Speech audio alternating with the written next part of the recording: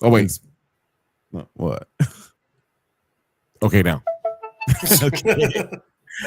Jeff, what are we talking about today? Today we're going to keep going with last week's, and to coincide with the season finale, Peacemaker Tries Hard, Issue 2. And I'm just going to give y'all a warning now. I don't want to say it's bad writing. I will say it's very much like someone like me wrote this, and every random fucking thought they had, they put down on paper. Let's go see together. So, if you remember, Peacemaker was told he had to go get the DNA of Deathstroke. It opens on him being like, wait, seriously? So you want me to go kick Deathstroke's ass and get his DNA and then you'll give me back my dog? And then it pans straight to the brain and his his genius gorilla sidekick, and they just immediately start laughing their asses off. And they're like, are you out of your mind? You? If we needed someone to defeat Deathstroke, we'd send Batman. And even then, it's only a 50-50 shot. No. There's another guy. This dude's name is, what's his stupid name? General Amorphous. We just need you to go to General Amorphous's hideout, and in his vault, he's got the DNA of Deathstroke. So just go there and beat up his henchmen and do it. And it's like, all right, like, I'm going to send my gorilla friend with you. And he's like, okay, but, I got to know that my dog's okay. And so they show him a little hologram of his dog. And there's a little dog, Bruce Wayne, just licking his nuts. So, yeah. Peacemaker's like, all right, let's go. And then the gorilla gets in the car, and Peacemaker and the gorilla just start driving off. And immediately, Peacemaker acts very much like he does in the show. He's like, dude, I'm so much better than Batman. I don't know what you're talking about. Like, dude's been fighting a clown for 20 years. Do you know how many clowns I've beaten up in 20 years? It's probably like 8 billion clowns. All this while we got some, 80s hair metal going in the background. Anyway, so they stop off at Peacemaker's trailer, and they can't just go in because Peacemaker's neighbors, a bunch of children, are just hardcore roasting him. They're like, hey, what's it like to be the biggest dumbass hero? And then another one's like, TV said the penguin robbed a bank, so this dumbass went to the zoo. And they're all making fun of Peacemaker. And in French, the gorilla goes, man, they're fucking savages. And he's like, oh, yeah, where are your parents? And they're like, our parents are out fucking your mom, Peacemaker. And Peacemaker keeps trying to have witty comebacks, which, as we know, are not his forte. So instead, the gorilla steps in and throws a fucking tree at the kids. Just snaps it in half at the trunk and throws it. I mean, I don't know. Maybe he just pushed it over, but I think he threw it. And Peacemaker's just like, did you throw it? Did you throw a fucking tree at them? And he's just like, uh-huh. And he's like, dude, that was the greatest shit I've ever fucking seen. Come on, man. So now Peacemaker and the gorilla are bonding. And then Peacemaker goes, oh, man, this is the hardest part. I gotta decide on a helmet. And, he's got all these different helmets up here. And he's like, it's so hard to decide which one. Like, what if I bring the flamethrower? But what we really need is a freeze. All right. And the gorilla, he's like, what is qu'est-ce que c'est? And he points at one and he goes, shrinkage? And Peacemaker goes, that one shoots a beam that recreates how your man-bits act when you get in cold water. Imagine throwing hands and suddenly your dick and balls start turtling up inside you. That one's a total mind fuck. That's a fight I win every time. And he's like, my dad made these for me. And he starts getting all teary-eyed. And he's like, it's probably the only good thing you ever did for me, man. And the gorilla in French is like, parents are hard, man. It sucks. It's, I feel for you. Sometimes it's not easy. And Peacemaker's like, I know what you said because I only speak American, but I think you're being kind. And that's more than my dad ever did, so I'm going to take this one. And he grabs a helmet that just says fuck me. This is what I mean when I said it's like someone like my brain wrote this comic. The hard lefts we are making is just ridiculous. So anyway, Peacemaker grabs Helmet Fuckbean, and then him and the gorilla get in the car and they start driving. And at one point, the gorilla's like, reaching over to touch his radio, and Peacemaker's like, "What are you doing, man? No, no, no!" And then he starts turning it up. He's like, "You like this? Oh man, so cool!" He's like, I thought this was gonna suck, having you just like watching over my shoulder, but you're cool as shit. I'm having a party. You want to come? And gorilla's like, "Ooh." And then they just drive, blasting and singing, rocking along, in the gorilla's case, to 80s hair metal. I don't know what's going on, guys. I'm as confused as you are. Anyway, so they get there, and it's just like this weird abandoned mine shaft. And there's like literally nothing around except it almost looks like an outhouse. And it's like, "Oh, don't mind our mess. We're under construction." And they're like, "What's going on?" And they open a door, and it turns out it goes down into the ground for the secret lair. And then they go in there, and they're looking around, and they're, ready to kill everyone. And they're looking around, but they can't. There's no one around. They're like, "What the fuck? Where is? There's no one here." Like, I was so excited to kill these guys, but like, come on. And he's like, And he goes, "Oh shit. Hey, no offense if ape shit upset you. Like, I'm sorry. I didn't mean to, And while they're talking, they're like, "Hey, pick up the pace, demolition team." And then we see this group of fucks. And they're like, "Oh, we got a deadline. We're so close. We can do it." And then there's a little thing. It's like, demolition team, supervillain construction team, evil laborers, but good union folk. Their dues are always up to date. Dude, this is why no one gives me creative control over anything, for good reason. So anyway, like, these guys they're a construction crew, but they're evil, but they're good at their jobs. Anyway, I guess. Okay.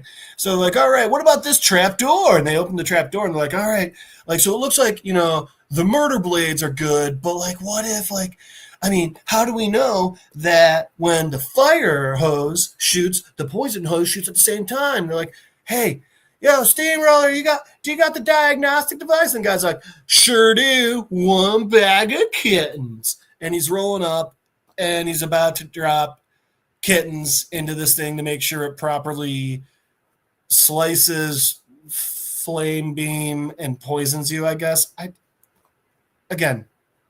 don't get it either. It's like they're just trying to shove every cliche joke they can into a book, which, hey, maybe it gets monotonous writing comics. I don't know.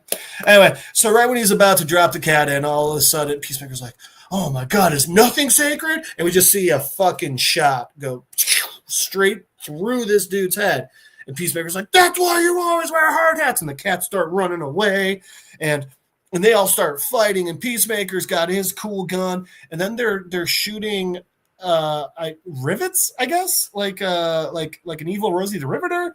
And Peacemaker's like, "Oh no!" And they immediately take out his gun, and then like one of them's like, I guess, causing earthquakes with a jackhammer or some shit, while another one's like shooting other like nail guns at him. And then Peacemaker, like, throws a couple grenades, but then some dude that just like evidently has like that little digger hand in this, like, at the sand, like he like slaps it back, and Peacemaker's like, "Oh shit!" And he's like, "You know what? Fine, fuck it." And then he activates the fuck beam helmet, and he just, and it just yells out the word "fuck." I guess, I don't know.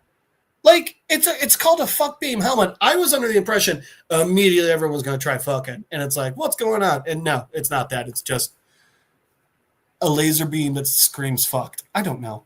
So next they're like, "Hey man, what are you doing? You got to get over here and help." He's like, I'm entitled to a mandated 30-minute break every 4 hours.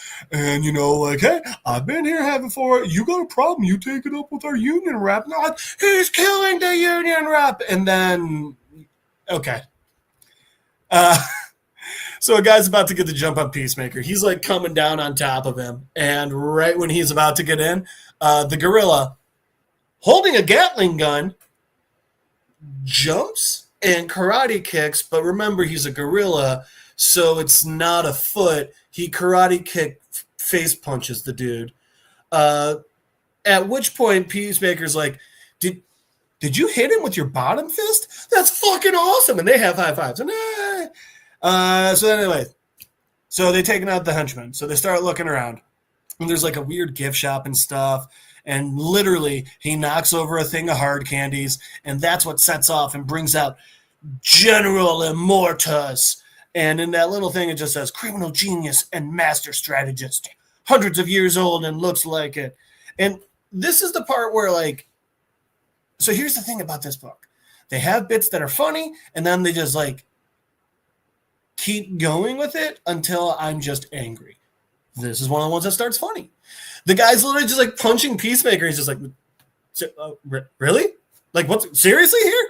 And, like, the guy's just like, and Peacemaker's like, I thought it was going to be like a final boss. And he looks over at the gorilla. He's like, what am I supposed to do, man? And the gorilla looks at him. He's like, and Peacemaker, like, holding him off with one finger, is like, if I do that, he will die.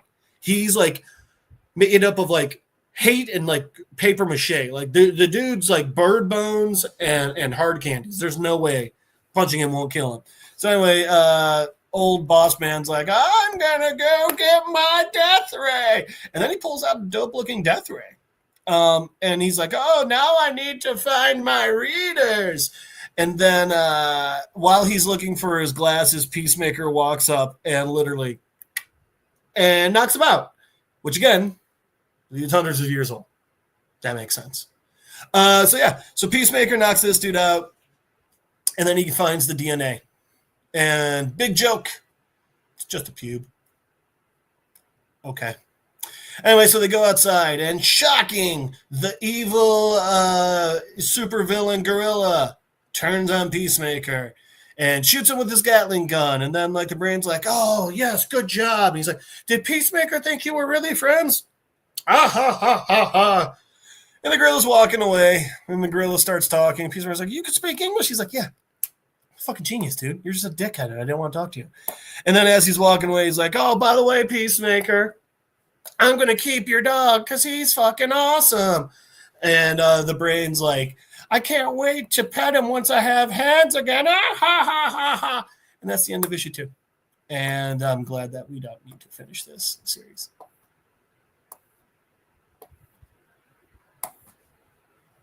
You're muted. Yeah. I just want to make one correction. With Mons, that's not just his evil, sidekick. That is his evil partner, and by partner I mean romantic partner. I did not know that. That is fucking awesome. Yeah. And a lot of recent. Oh man, him getting the body back is way grosser now, huh? They start fucking. It was gross. But yeah, a lot of it has been retconned. They are a couple. They, like, every time they've been duo, you've seen they're a couple. I'm fine with that, and those two are funny. But then they just kept pushing the joke until it sucked, and it's like, know when to stop, guys. Yeah, there's a fine line. I've mentioned before that as much as I like James Gunn's writing, sometimes it can be a little bit uneven. And like Guardians of the Galaxy 2 is like the one that I cite the most, where it's just like that movie has no idea what kind of tone it wants to convey. And yeah, I feel like that comic, just kind of suffers from that as well. I mean, like I like comic books that are just like purely for comedy's sake. Like a lot of Deadpool comics are just like, this means nothing, this is just silly. But that issue seemed a little weird, and seemed like it didn't know what like I said, it felt like 4 different people each wrote like 2 pages. Yeah, which is weird because the first issue was a lot better. Like I actually really enjoyed that first issue. Yeah, it's just like I get it because it's also a Black Label, so they're trying to push the edge a bit more. But right. All right, guys. Just because you can write anything doesn't mean you should write anything. Well, guys, let's know what you thought of this issue of Peacemaker. Oh wait, what's it called? Peacemaker Tries Hard. Tries Hard! Exclamation point. Again, great title. Yeah, great title. And it makes me interested because not every issue is going to be great. Maybe it gets a little bit better later on. But guys, let us know what you thought. Speaking of disappointing Peacemaker storylines, let's go ahead and get into our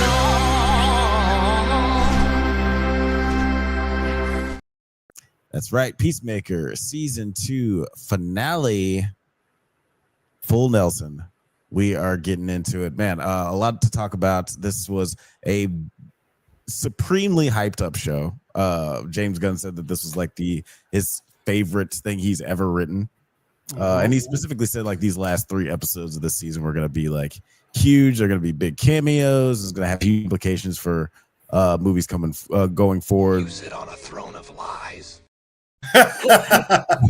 Like Superman, Woman of Tomorrow, and Superman, Man of Tomorrow. I just realized probably could have come up with some more creative titles. It's weird that they both are just of tomorrow, but it'll be coming on sometime tomorrow.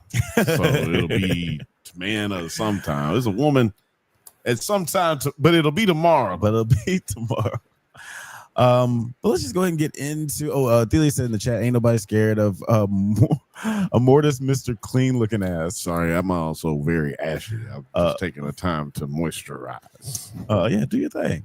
Film Age, you gotta moisturize. Film Age Studios said, "Man, this finale was everything I thought it was. Absolute trash." Yeah, we'll definitely get into the nitty and the gritty. Just to set it up in this episode. 1 month. This episode starts off with a flashback. 1 month earlier, Chris and Harcourt go out for a night that ends in a kiss that results in Harcourt leaving.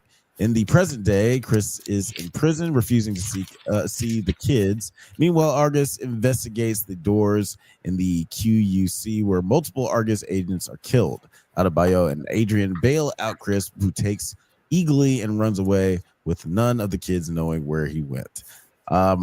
So yeah, let's talk about like the intro of this episode a little bit. Like, we got a lot going on. Let's talk about this flashback because that ended up taking up a lot of time. We heard a lot of like foreshadowing to this scene throughout the season. On the boat. Did it mean anything on the boat? How did you feel about this flashback scene, Lobster?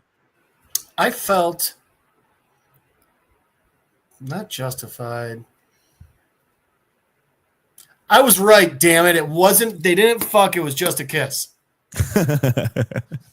Because again, yeah, so I brought it up back when I was like, do you think they straight up fight? And I was the only one, I was like, I don't know, I think it might have just been a kiss. And I was fucking right. And I felt good because it also makes sense for it to have just been a kiss. And then it'd still be like this big of a thing for them. Anyway. So it was like a lot of this episode. It was good. The flashback was good, but like it was just too long. It could have been cut by half. Chris singing in the fucking in the restaurant. Nope, don't need it. We get it. He's a bad singer. Okay, cut it. The scene on the boat could have moved a lot faster. I did like the whole part with the dude and Harcourt like getting ready to immediately fight him. The only part about that I didn't like was I was like, girl, like his mother might be a lovely person. Why are you calling her a whore? That's not called for at all. But like I liked it how like I feel like it showed like some important parts of this. Like not only is she always angry, but like yeah, she also is tired of not being taken seriously. I mean, this guy was ready to try and throw down until Chris stepped in. Which funny thing, Hardcore's probably fucking scarier than him to fight. And so, yeah, I could see her getting upset about things like that. And I could see those really grating on her. So, like, that was good, too. And then, again, the boat scene, like, all right, the lead up to, like, oh, we got to go to the best band ever. And, like, okay, guys, like, we get it. Like, can we move this along a little faster? And then when they were on there and got to the kiss, it's like, okay, boom. So, in my opinion, what we could have just cut that scene down to them laughing at the restaurant and being like, let's go out in town, and then almost fight, and then already on the boat watching the band and the kiss, boom, boom, boom. Yeah, it did take up quite a bit of time, and I enjoyed it. And I probably would have enjoyed it more if it was like maybe in another episode, like it was maybe in a previous episode. But yeah, you're right. Like just the overall pacing of this episode was just a little strange. And I think this is just like another example of that. This opening. How did you feel about the opening, T? Did you enjoy the relationship stuff? Are you in on the mush? No, I'm not in on the mushy mush. Yeah, and it was slow. I would rate this probably the worst episode of the season, the finale. It's kind of boring. And it's one of those things, where they make the episode before the season finale really good. Yeah. The season finale is kind of phoned in. And I'm going to say this, and I'm going to stand on this 10 toes deep. I did not appreciate seeing a black woman on her knees crying, talking about a white man saved her. That's actually a really good point. All right? I'm just not. Mr. President, thanks. Interesting interpretation of that scene because I've Good timing with that, by the way. Sorry. Interesting interpretation of that scene because I saw it as that she was like saving him emotionally in that scene, but we'll get to toward the end. We'll get to the end, but when we get to that point, I have thoughts on what you just said. Let's talk about the QUC a little bit because we do see the Argus agents get just fucking murdered. This feels like we were talking about it earlier. It felt like what did you say? It felt like an episode of Rick and Morty, or were you compared to something else? I see. Yeah, no. Oh, Dark Matter. That's what you said. Yeah. I compared it to Dark Matter. Right. It'd be like if the Rick and Morty writers were writing a Dark Matter episode. I'll tell you why I compared it to Dark Matter. I was like, I said it was Dark Matter because it was a montage. You know what I'm saying? And to me, this episode was dumb as shit. I mean, just a big fucking waste of goddamn time. I can't tell who's laughing right now. I can't tell who's laughing right now, but let me tell you something. I'm not anywhere near done. We spent so much fucking time building up through an entire season talking about a whole universe, this whole world, and how we were gonna approach the way they're gonna interact with the different universes now that they realize that this is a Nazi ridden universe where people are fucking terrible. We're going to we get to this end of this episode, we get to the end of this season, and it is just a fucking rock opera dick sucking-a-thon. Like, what the fuck is this shit? Mr. Gunn, I'm gonna need a minute, a fair one. I'm gonna need you to meet up with me somewhere here in the world, and I'm gonna need you to give me one whole solid minute of me putting hands on you. That's it. That's all I'm saying. And obviously, I'm joking, Mr. Gunn, but obviously, you didn't have your hands on this. If you honestly are saying that this is the best that you've ever done, this is the best you've ever felt about a project, then you, sir, are either a liar or you smell toast right now. Because like, you smell burning toast right now if you really feel that way about it. And I got plenty more to say, but why would I filibuster all y'all's time? I succeed my time. I did feel like because I've seen a lot of people have similar reactions to the finale. I feel like it reminded me a lot of Game of Thrones, where the penultimate episode will be like really, really dope, like Ned getting his head chopped off or the Red Wedding, and then nobody remembers the finale because it's boring. It's just wrapping up shit. And that's what it kind of felt like to me.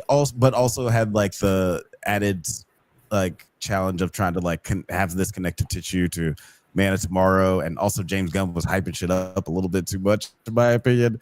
So I think that just like everybody was like showed up expecting this big, huge, cool thing, especially after episode 7 was like so satisfying. Episode 8 was just like, was this it? We're just like crying together. I did not hear anything about it. I didn't hear anything about his comments about the show until after the fact. So I knew his comments were about the entire show. I didn't know it was about this episode. Which, God, that's absurd. Even if it was the entire show, well, maybe he's got dementia. I don't know. I know. He doesn't remember anything else that he's ever done in his entire career. And also, it's very famously like artists' favorite thing that they've ever done isn't usually like the favorite thing that we enjoy from them. Yeah, he got all Right, of the stupid jokes no one would ever let him tell because they're not funny. He got them off here. Let's just say when I was reading the issue, I was like, oh, they took notes from this episode. Got it. Yeah. They took notes on how to write an episode. That's what I'm saying. Yeah. Oh, yeah. We had 17 different guys writing one page.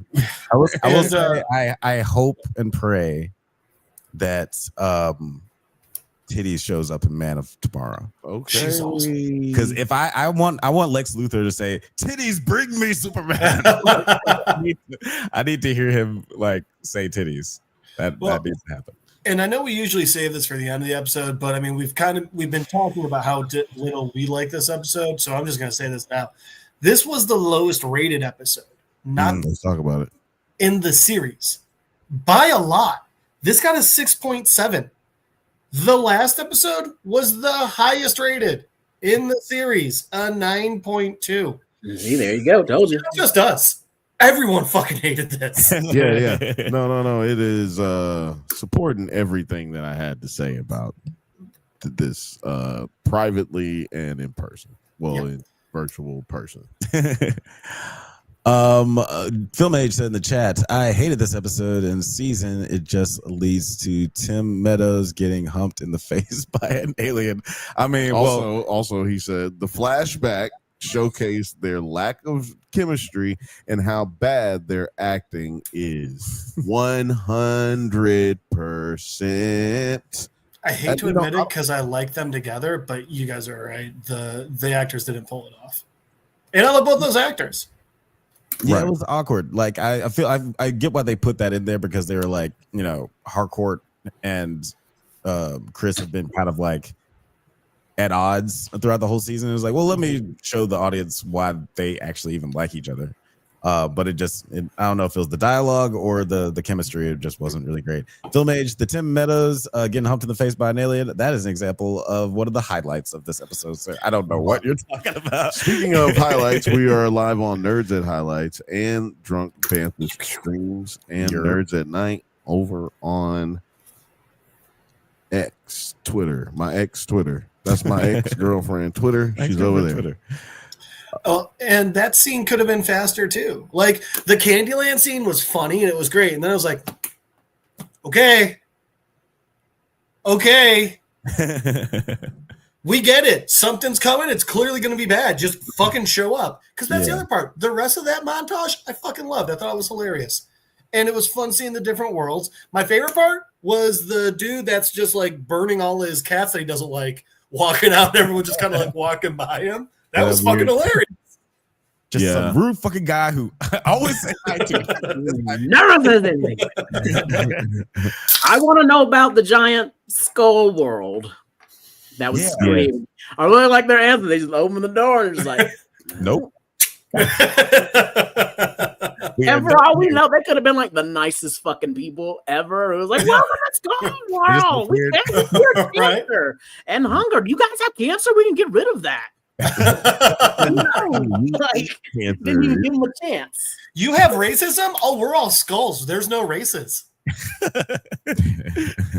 We just hate black skulls. Get them out of here. It is weird because like the Skull World. After the montage, Argus manages to find a habitable dimension, which they named Salvation. Flag Senior pitches the new dimension to be used as a prison for metahumans for the government, which is approved. Now this is like very Earth X style. Yeah, I have a couple. First off, like for people who aren't familiar with the comics, the Salvation, there was a Salvation storyline in DC Comics where they did use a pocket dimension called Salvation. They sent a bunch of villains to, including Joker, Lex Luthor, and I think was it Vandal Savage.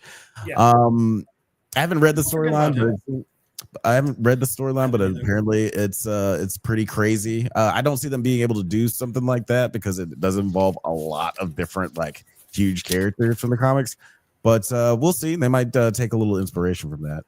But I'm curious how you guys thought about this storyline, because I thought it was a little weird. If like they were just looking for a prison, why not just throw all these villains in the skull dimension? Like, I don't know. Producer T, what did you think about this Salvation storyline? I am not familiar with this at all in DC. Did that happen where they just find a random planet and start dumping fucking metas there and something happens? And it's also basically what the Kryptonians did with the Phantom Zone. Oh, yeah. Yeah, I guess so. It just didn't seem like they did much research on this universe, because like they were like, yeah, this seems fine. I don't think they knew that there were like monsters and shit there. I'm guessing dinosaurs. Yeah, because like when they throw Chris there, we hear monsters and stuff screaming, but it doesn't even seem like Frank Sr., Flag Sr., like, and his team even knew that there were creatures there. Well, he was also cooked up, so Yeah. that wasn't even a secret in this episode. They were literally just off the consoles. Yeah, and on the one hand, I like the fact that Flag Sr. just like has this delve into villainy, like you see this montage of all these Argus agents dying, and then they're just like laughing in the other room, which I thought was like, it was an interesting visual and just like a really slimy villain thing to do. But it was kind of like, it did kind of feel like Whiplash, because to y'all's point, like it felt like the alternate dimension was like sort of like, I don't know, lack of a better word, the villain of the season. Like that was like his main antagonist, or like that was his main hurdle to get across, and then like that kind of wrapped up in the last episode, and then now Flag is the villain for just like this episode. Again, I like my immediate thought, especially when he's in the room pitching it to the whole group, is like that it's concentration camps. It's just, I mean, it's a different world, but it's still, you're doing Earth X. Like, and also, I don't think anyone was surprised when the first person he threw in there was Peacemaker. I mean, no shit, that's what he was gonna do. Of course. And it's just so crazy because, like, clearly that wouldn't happen. I mean, it's not like anyone's going to get picked up by the government and secretly thrown into a prison where no one knows where you are. That doesn't happen in real life. So, I mean, I don't even know where they got this. Mr. President, thanks. Oh, God, that's just such a good clip. It works so often. Bordeaux and Harcourt, they both quit Argus. And sorry. No. There is a poll on the YouTube channel, the Drunk Banthas streams channel, Drunk Banthas streams channel. There's a poll that says, did you enjoy this season 2 of Peacemaker? Yeah, yes or no, just yes or no question, baby. Let us know in the polls. Yeah, Bordeaux and Harcourt, they quit Argus, and then they use their credentials to locate Peacemaker. They have a big love fest. Orgy? Yeah, that's what they started the season with. Yeah, that's first episode. Yeah, no, that would be but yeah, they convinced Chris to stick around, and 1 week later, they all start an agency with. Well, real quick on that one, blood money. Because when you were saying like you felt like it was Adebayo was like saving him, right. And the one part about that, like, because Terry, you brought up an incredibly valid point that I did not pick up on. The part that I was picking up on was like, why is everyone still so fucking obsessed with an eagle hugging a human? Why is this a literal miracle in your world? Superman exists, and an eagle hugging a human is what's making you cry on the floor? What's happening here? Am I does anyone else smell toast? James Gunn. James Gunn. Shout out to you were talking about ass off, like when she was executing that line, it was like, I saw an eagle hug a human, and she was like crying. I was like, you are putting so much sauce to this. I think she added that. I hope she added that. She might have.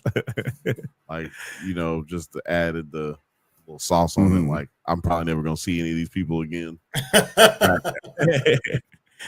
Academy Award nominee.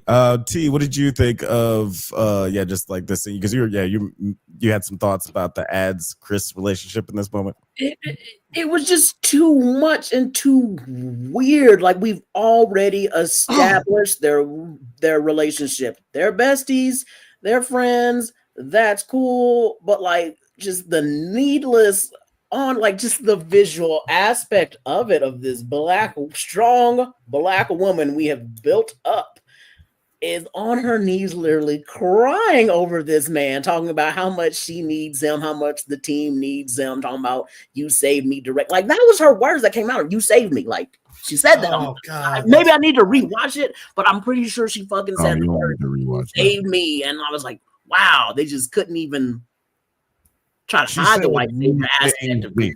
You was absolutely right. You're right. So I was like, why? Why would you do that? I can see how you can see it that way. I mean, I didn't like. It's not like she said, "Save me, massa." Like, I feel like she didn't have to say saved me. She didn't have to say save me, massa, because she said you saved me. She already got done saved down there in the plantation. She did that. Look, there cannot look, if that isn't white savior, then it doesn't exist. And I'm just saying, if that's not it, then it doesn't exist. I don't know. All right.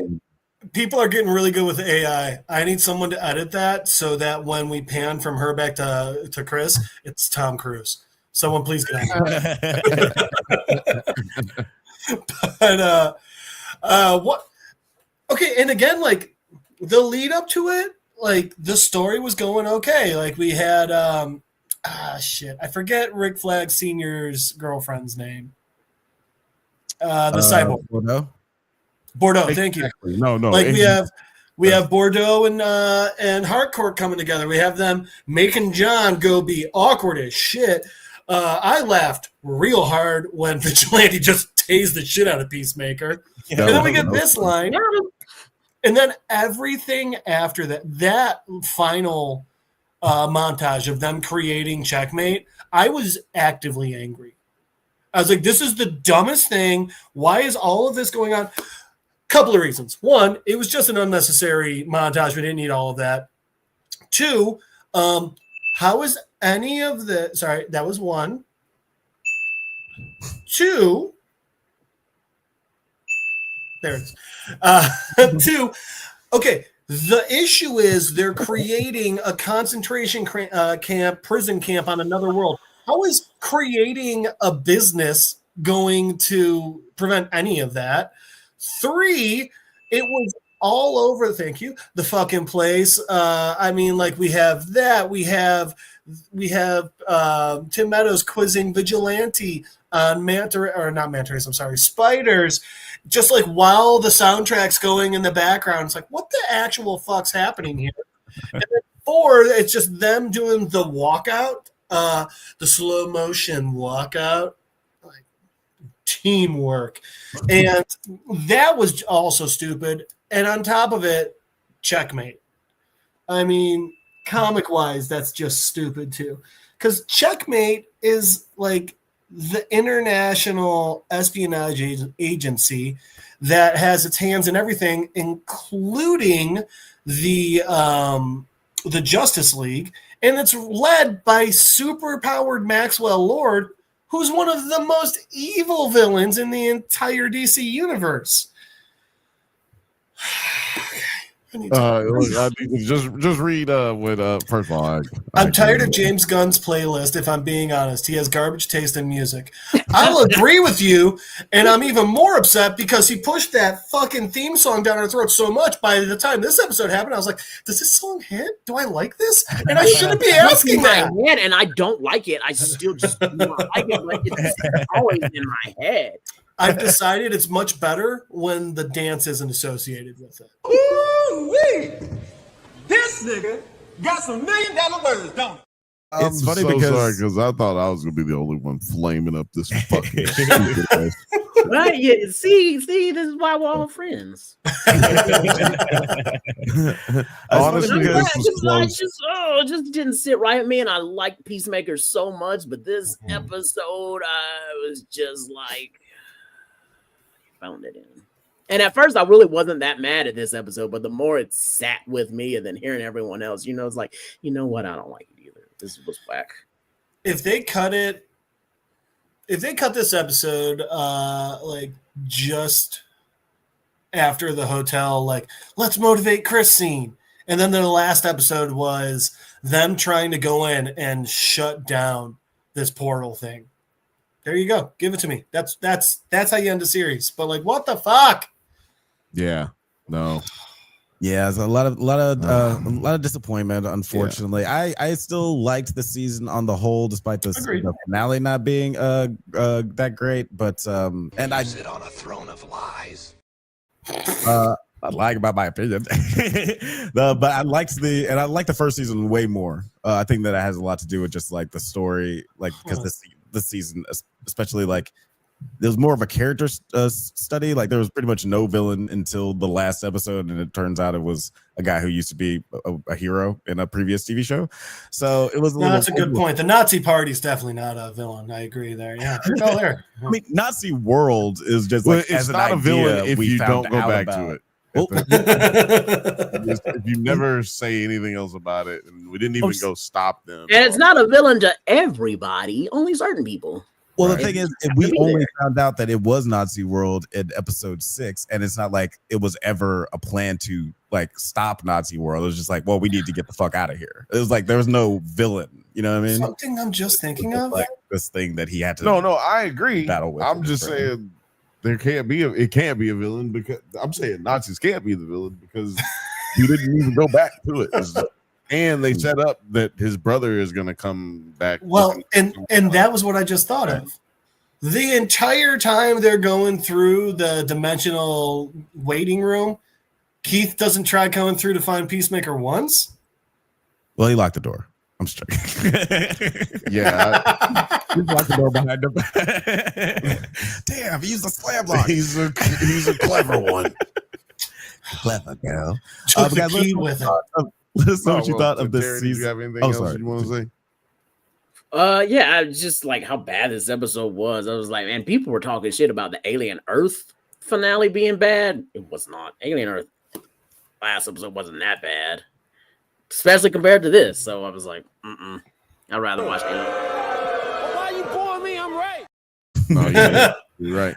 It's not a controversial take, I don't think, for real. The internet disagrees with you. Alien Earth has a 6.2. Yeah, see, like what? I agree with you, though. Yeah, no. This was way worse, and I think maybe give it a little time for people to get their eyeballs on this episode, and maybe that goes down. You know what I mean? Maybe that goes below Alien Earth.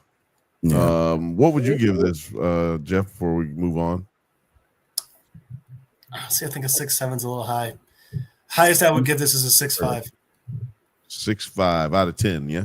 Yeah. For the season or episode? Episode. The episode. Yeah, give it like a 6. There. Straight 5. Well, I'm gonna give What you, Bill? episode 3, and I'm giving the series a 5. Wait, sorry. Series or season? Season, excuse me. I'm giving this episode a 3. The season gets a 5. That means that the series gets a 6. And I've been watching a lot of a British show called Taskmaster, and it keeps throwing me every time that their seasons are called series. It just makes no fucking sense. Yeah. Yeah, get your shit together, UK. Figure it out. Yeah. All right. Learn English. All right, we're gonna move on to our next topic of the night. Let us know what you thought of season 2 of Peacemaker. Did you prefer this? Did you prefer season 1? Did you prefer season 2? Are you excited about what's coming up next in DC? Let us know in the comments. We're gonna move on to our next topic, the Amazon Prime TV show. That's right, Gen V, episode 6, cooking lessons.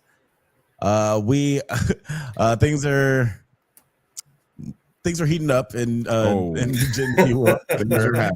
Mary and the group managed to escape from Elmira thanks to Annabeth, who has precognitive powers, and Sam is there. They reach a library and take shelter there. Emma sends a message for help to Harper, who contacts Polarity, whom Cypher is puppeteering. Harper. Cypher sends Victor after Marie, but is killed by Zoe Newman, who was R.I.P. Who was searching for Marie with Stan Edgar. So we get the return of Stan and a little bit of explanation on why Marie is so powerful. But what did you guys think of just like this intro? We get the return of baby Newman and Stan Edgar back in the house, Gus Fring. T, what did you think of this opening of this episode? I think, it's basically for me on par with season 1 because I didn't watch that one. So that's where it is. And with that, I like to tell everybody to find me at T-Pens Co. And that they won't be seeing me for the rest probably the year-ish because I'll be out of the country. They might be out of the country. You don't know. Oh man, I'm so glad that we can bring the bit back of me asking somebody who hasn't seen the show. I'm so sorry to have disappointed you. I'm glad I went to T first. I almost went to you. Almost happened. My hand was on the solo button.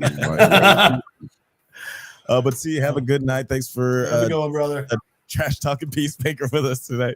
This was the new Peacemaker. Was the new Idol. Damn. No, nothing will ever be as greatly terrible as the Idol. That was a special place in our heart. It has a special place in hell. Well, with our hearts, that might coincide pretty good. But safe and fun travels. Just to say in the chat, Film Age Studios talking about Peacemaker said episode gets a 2 and the season gets a 3. Jesus. Okay. But he also said Gen V. I don't go that low, but hey.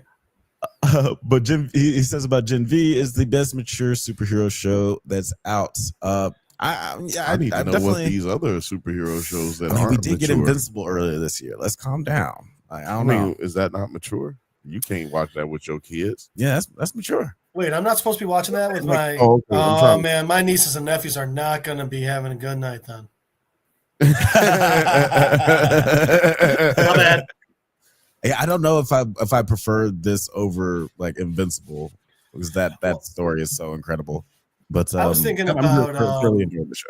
This compared to that comment. I was thinking about this compared to The Boys, and I really just don't know which one I enjoy more right now. I'm excited to see when The Boys comes back how I feel about that compared to this. Just boy.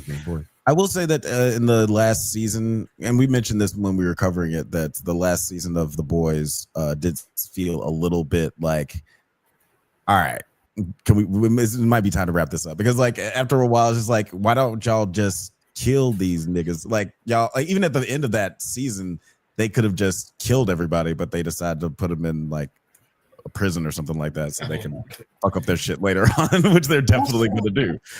Also, like, with a show like The Boys, I mean, is there a way to not jump? I think you have to jump the shark and just hope it works.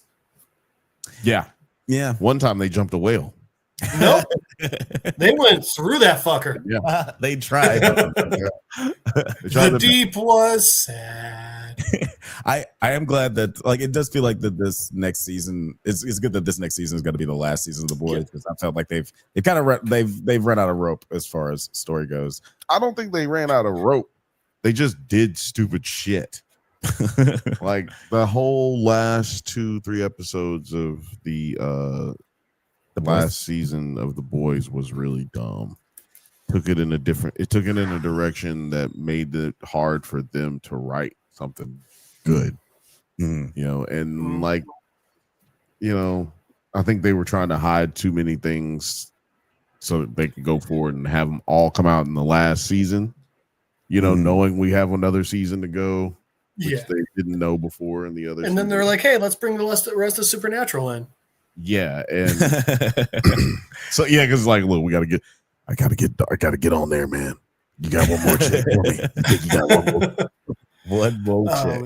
Okay, but so this episode of Gen yes. V. I'm sorry, I took us off topic there. No, you're good because it's like we got boys is event like is bound to come up. Yeah, when we're talking all about this show. dazed from Peacemaker. Sorry. But yeah, we got Zoe Newman and Stan Edgar coming back. Stan kind of Stanley. and we like mentioned like it's kind of weird that Stan Edgar would be sort of ignorant to Marie's powers and Victoria Newman's powers and like the extent of her powers. But I guess apparently Project Odessa was, I mean, Marie and Homelander are the only successful members of Project Odessa, and that's why They're cousins.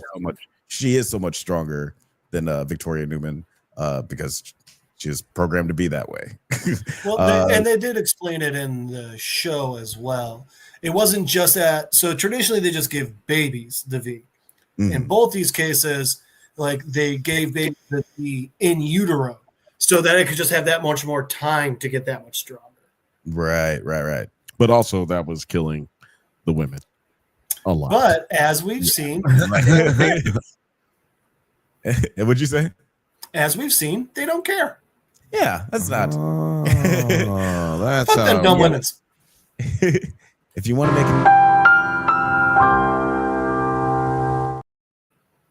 make an omelet, you gotta break a few uteruses. That was good. The crew decides to go with them to their bunker. Stan explains to Marie that she and Homelander are Odessa's only success project that he shut down, believing Marie to be a failure. Stan discusses the similarities between Thomas Godolkin's work and Cypher's, with Jordan and Kate deducing that Cypher's father is actually Thomas and that Cypher is using his notes to succeed and establish a soup supremacy. Now, I think that they might have it wrong here. I think that like what we deduced before, that old crispy dude is controlling Cypher. Crispity, crunchity, crackety, crunchity coon. Yeah, crispy dude's Geppetto. Yeah, exactly. Nice. But yeah, I feel like that this is just like sort of a misdirect. This is like sort of a red herring. And we're gonna find out the truth a little bit later. You didn't see that coming? What then what do you think that the truth is? I think it's what we said last time. Yeah, for anybody who wasn't here last week, we did sort of like deduce that possibly Thomas Godolkin, we'll just say that the burnt up dude is Thomas Godolkin, Cypher's dad, is actually the one with Professor X type powers, and he is puppeteering Cypher and also therefore using his powers through Cypher. Oh, funny. That's also Maxwell Lord's power. Not just mind control, extreme mind control. He's able to control Superman. Really? And they haven't shown that he has any powers in the DCU. Like, all right. He's only like shown up once, but interesting. Like to the point where he, at one point, also literally used his powers to make the entire world forget he existed. Damn. Yes, it's it's his powers insane. just making wishes. I don't know. Oh God, fuck that movie. But yeah, like, what do you guys think of just like the whole Project Odessa of it all? Homelander is Marie's cousin. Isn't that I love when Jordan said that. They first cousins. Go ahead, Jeff. It made sense to me. I like the way they explained it. I like the way that they gave us just enough while not trying to go like too in deep. Like, oh, and by giving it to them in utero, then the genome sequencing and the like. No, I don't need all that. Just give me something barely plausible. Let's do this. I'll go with it. So I like that. I thought that was good. Honestly, the issues I had with this episode were smaller, and they're more random. Like Emma at the library, like when she's like about to call Polarity, I was like, who the fuck? No way this kid knows no phone number. So then she didn't. I was like, oh, okay, good, cool. But then she logs into her Instagram and sends a message, and I was like, they just threw out their phones because they're afraid of getting tracked. Do you think they can't track an IP address to an open fucking community library? Or later on, when we get Cypher controlling polarity and he's doing like this, wasn't your whole thing like 2 episodes ago being like, stop using the hand, it doesn't do anything? It's like, right, yeah. And so I just guess little things like the that. episode forgot that you don't need. Yeah. So there's little things like that annoyed me, but the part that you were asking about, I bought it. I liked it. I liked that they gave us enough without trying to go too far with it. And I mean, dude, I don't know if there's a single thing Giancarlo can do that I'm not gonna fucking love, but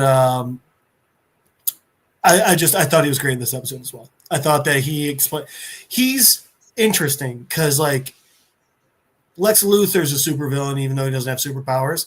I don't think this guy's a supervillain. I think he's a fucking corporate, like lifelong corporate guy, just trying to survive and get what he wants. He's a villain, Same. but also speaking of which, he was a great Lex Luthor on Harley Quinn for like the first season, and then they also true. But Who's the other black guy that played him in the Lance Riddick. Lance And Riddick. then he passed away, unfortunately. Yeah, he passed away. That's what I was gonna say. So I think his last thing he ever did was Horizon Forbidden West. No, wait, no. That's probably just the last thing that came out that he did. Well, no. Because how much earlier in the process they have to record voices for video games. no, yes. So when that came out, I just Right. it was the pause that you had with it. It was just like we had given seeing the ping pong balls going around in my brain in active time. and we had just been like, rest in peace, Yeah. R.I.P. Or wait, Actually, and I did like the scene with Cypher and Polarity, where Polarity gets the upper hand and throws him through the window. literally the upper hand. His hand was up. Yeah, he got the upper hand. I have the high ground. What did you think was going on there? Because it seems like Cypher had some trouble controlling him there. That's right, man. Magnetic waves, baby. You know what I'm talking about? Motherfucking magnetic waves was getting in there and it was making his hands get up into his brain. You know what I'm talking about? The brain waves and interference with the magnetisms. And once the magnetisms hit the brain was like, wow, wow, wow. And then he was like, yo, son. And then boom. You know what I'm saying? Yeah. See what and you can quote him. Quote me on that. I understand though. What you're missing is Cypher pulled a Friday the 13th on your ass. And fucking got up. He wasn't there when he wasn't there he wasn't at the bottom. Yeah. He was just disappeared. disappeared. Yeah. Like the first Friday the 13th, he was just not there no more. What happened? The first Friday the 13th, she was not there no more. Othelia says NAACP certified critical analysis, right? That's right, good. That's good. You come here for one thing and one thing only. Authentic analysis. What's this right here? Isn't that the most in character Gen Z thing to do though? That was yes. a reference to the Instagram.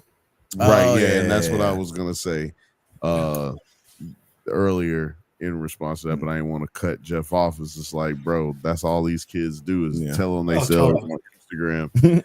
Like motherfuckers riding around in the car that they stole with the guns in the car, doing like this. They got and the money that they stole. And they, Actually, I should stop before people think we're in the cars riding around with money. Yeah, I'm really liking that, just like that, the dynamic between all the team members. And I'm curious what you guys think, because when I was watching this episode, it made me think, like, I really hope they don't do teens when they reintroduce the X-Men, Like I hope that they just go with adults because I like this dynamic of Fuck it. these kids. God damn it, I'm tired. I wonder who they should have as the adults for those actors, though. Who's to say?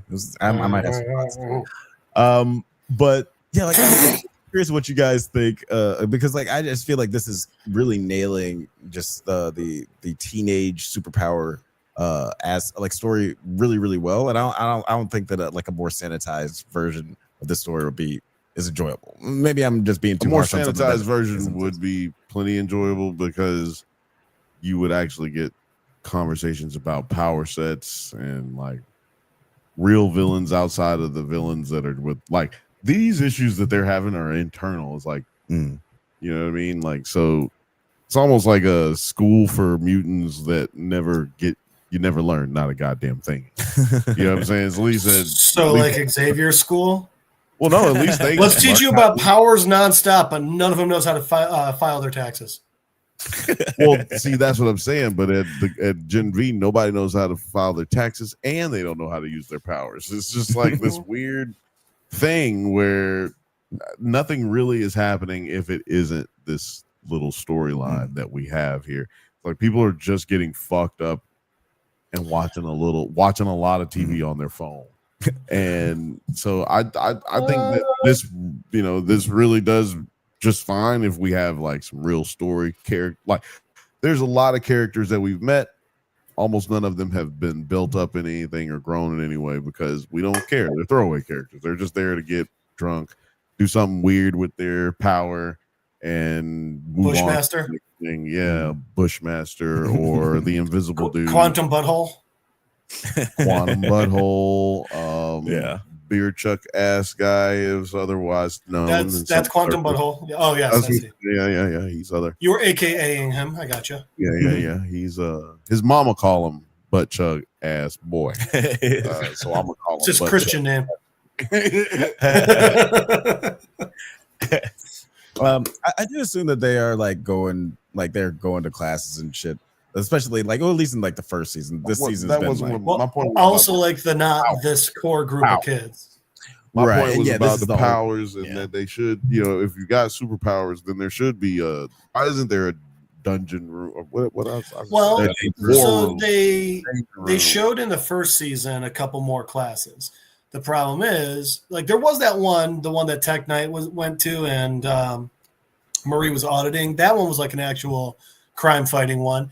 But then they showed the boys-esque world of it, where there was ones where it's like how to do social media with your superpowers, right? But that's the thing in the boys' world. That's legit what you do with your superpowers. Honestly, perfect. But what I was referring to is that Alex was saying, like, how would that? He doesn't feel like it would work with a more tamped down or a tamed version. And I'm saying it would because a tamed version where it couldn't do all this other weird shit. Right. They could, actually just tell the story and like focus on the power of like, what is going on with these kids. You know what I'm saying? Alex is saying, "Fuck these kids." I think that also the last couple of X-Men movies might have just like put a sour taste in my mouth about like teenage X-Men. That might be my own trauma. Yeah, it could just be a good movie. It could just be a good movie. And then you won't be worried about any of those things.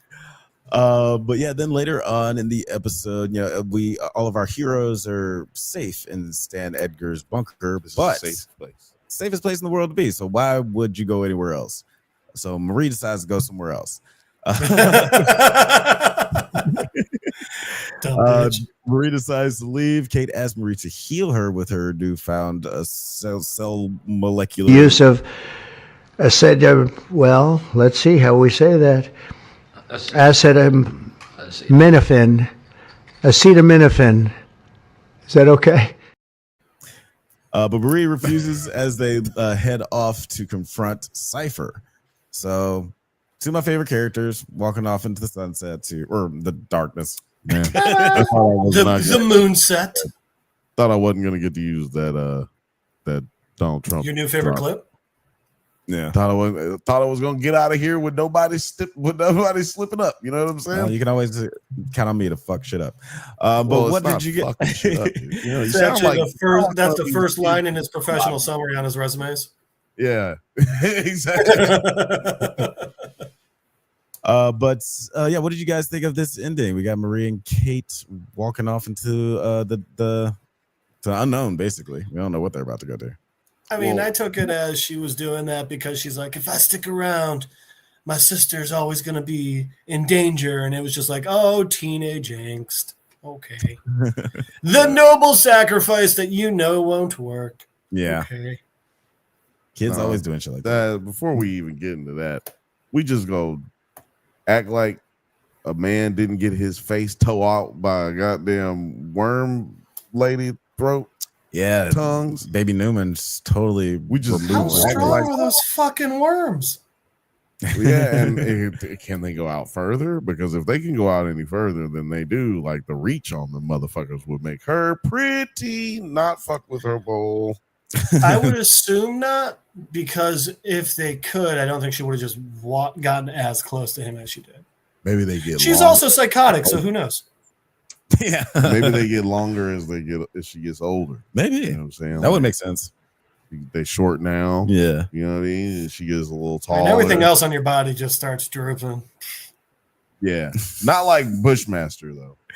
Yeah, yeah.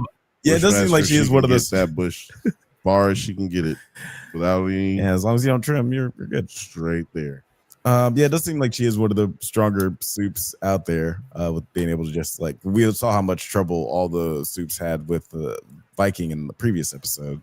This lady just fucking ripped his head off. Yeah, and it seems like blood-based powered soups have like some pretty serious like. I mean, what do you call it? Not vulnerability, but what do you call it when you can't get hit? When you can't get hurt? Invulnerability. Vulnerability. See, because Thor dude hit her ass hit Marie with a motherfucking hammer, nigga. Should have tore her in half. I think all soups. I think one of the things is every soup, no matter your powers, is more durable. Yeah, no. I think they mentioned that in a past episode. Yeah, for sure. But Newman got lasered by Homelander. So did Marie. Yeah. Right. And so my point is that clearly like blood-based powers have a little bit more to them, a little bit more kick to them. Yeah, so maybe I wonder if it's not that it makes them invulnerable, but because it's blood power, they can like circulate it faster and just heal incredibly fast. Blood just heals themselves faster. Yeah. It did seem from that Viking fight, like we saw Viking hit a lot of those kids. Some of those kids looked like they died, but Marie she took those hits pretty well in comparison to that one kid whose spine like was rearranged.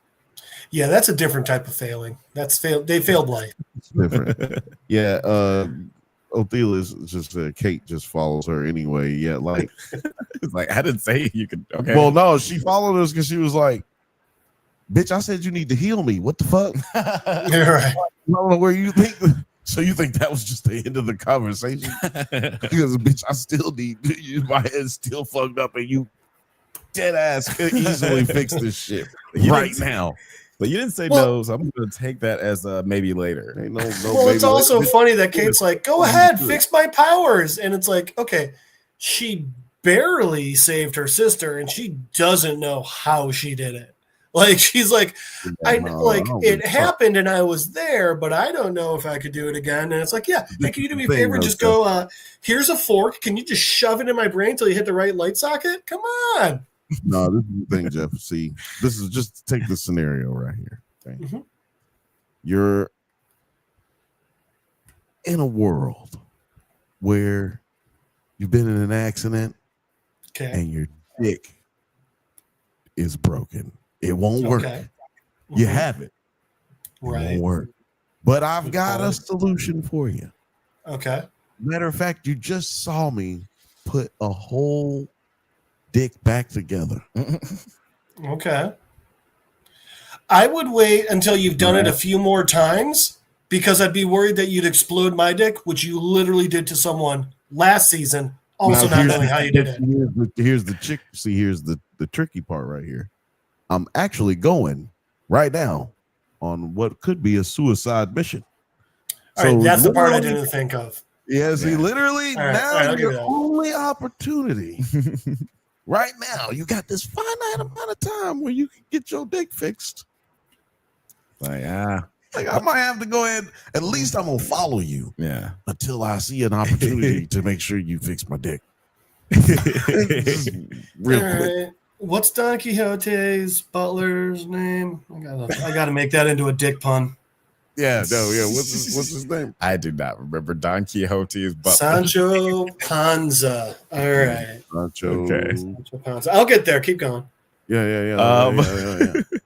But yeah, I did like this ending. You know, again, I like it when stories tend to like break up the cast, is like, you know, Empire Strikes Back, stuff like that, where we get to see different dynamics of the group. And we haven't seen Kate and Marie spend a lot of time together. I do feel like they're two of the stronger characters because they've both been through a lot of shit.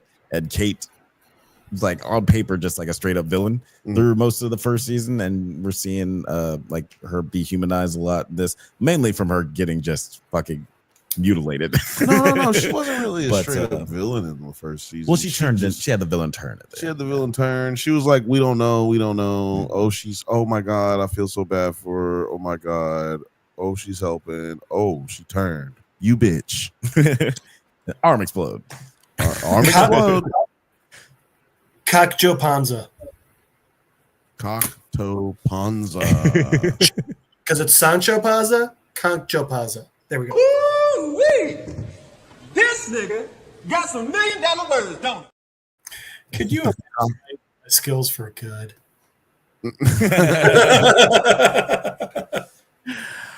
Oh, God.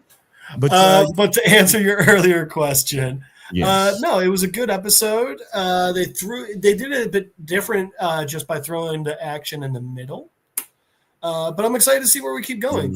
I think all of us have been saying, I've been continuously enjoying this show, and this episode did nothing but leave me excited to see. We got what, 2 more left? Bring them on. 2 I'm more. excited. I'm here for it. I am excited too, because you know what it means. Honestly, not that it's that this is like good thing, great thing, but I am excited because it means we'll only have one show to talk about next week. That's awesome, actually. That'll Yeah, give us it's time. gonna be a much lighter week. But next it also week. gives us more time to be able to really talk about the episode. Not Yeah, try that's to, why I'm excited. blow through a whole episode, you know. Yeah. Okay, now let's get to into this motherfucking episode. You know what I mean? It's not going to be like when fucking Stranger Things is back and releases 4 90-minute episodes on one fucking day. Yeah. I actually have. Those are movies. I was thinking about Figure your shit out. Yeah, no, not thinking. No, we are going to do those one episode every week. We're not doing all that. We're not participating in your craziness. Again, one episode is the length of 2 full-length normal episodes. Yeah. No, one episode is the length of 2 Oliver Stone movies. Yeah, I think we tried to cover the whole season, like the whole season last Stranger Things, like on Stranger Things 4. We tried, and that was just like we just talked about we basically talked about the last episode and the first episode, and they did that to them. They did that to them. But to be fair, was that Cyclops? I can't wait till it comes out. yeah, to be honest with you, can't wait to cover it. Definitely going to be covering it one episode at a time. I also, and I don't mean this to sound, I also can't wait for Stranger Things to be done. It's just been going so long now. I need an ending. I can't keep going with this. I need more. Just get rid of these kids. I think Let's get some more going. I forgot all about Stranger Things. Yeah, and I forgot how long it's been going on. November the 29th.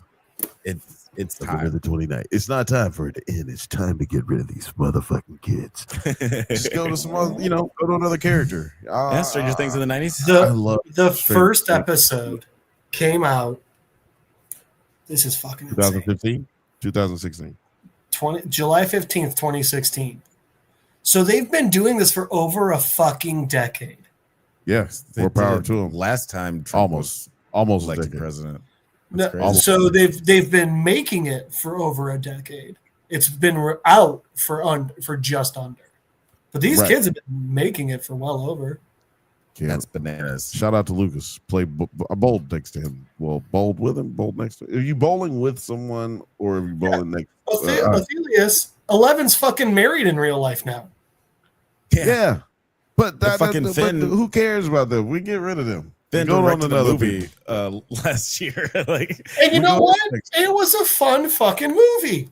I didn't see it. It looked like it was fun. We go to the next It's people. exactly what you That's what want. we do. We can, We do stranger things in Russia. It's just Stranger Things. They did. It's been going so long. They did do that. No. We have Russian children. Everything is children's. We do children. Russian children. Everything's Be the most- strange in Russia. be the We have most, many things we depressing. can do. Yes. No, trust me, there will be spin-offs. If there's going to be spin-offs of all these other stupid ass things, there will be spin-offs of Stranger Yeah, sure, Things. maybe. Yeah. Stranger Things There's, Chicago.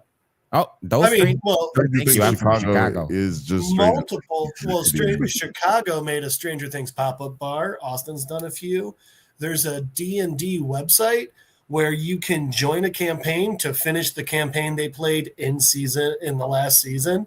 Like, there's all sorts of shit. That's why I see it going nowhere. Like, you know what I'm saying? Because it can constantly, yes, this story will be done and it needs to be, but there's plenty of demons out there that need to be slayed.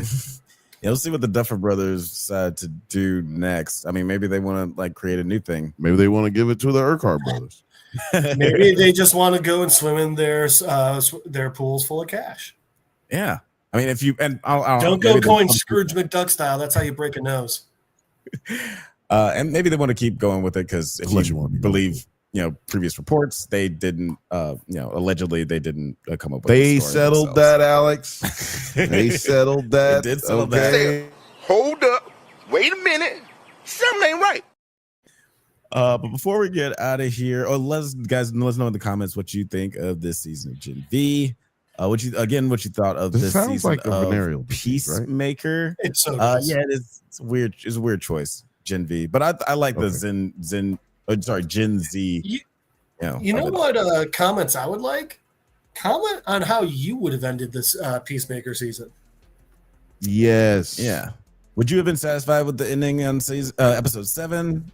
Did you need episode 8 at all, or would you have just ended episode 8 in a different way? Let us know. Othelia says they still kids in my head, in my Those mind. Stranger Things babies. They are, man. They still Stranger all y'all kids babies. to me, man. If y'all don't remember nothing about the Muppet Babies, then you're a kid. It was better than the Muppets.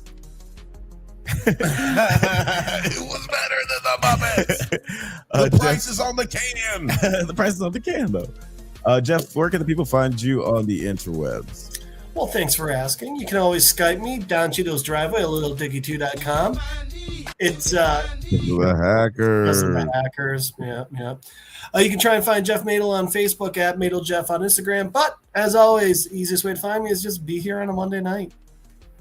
It's a fact. That is true. He will definitely be here. Monday night. Monday night. Thank you guys so much for listening to the Drug Banthas podcast. We do this every Monday at 8 p.m. Pacific time, but don't forget to like and subscribe so you can get updates on new videos. Check us out on Twitter, IG, TikTok, Letterboxd, likewise, all the internet things at the Drug Banthas. Until next time, stay safe, my little humping interdimensional imps, and may the force be with you.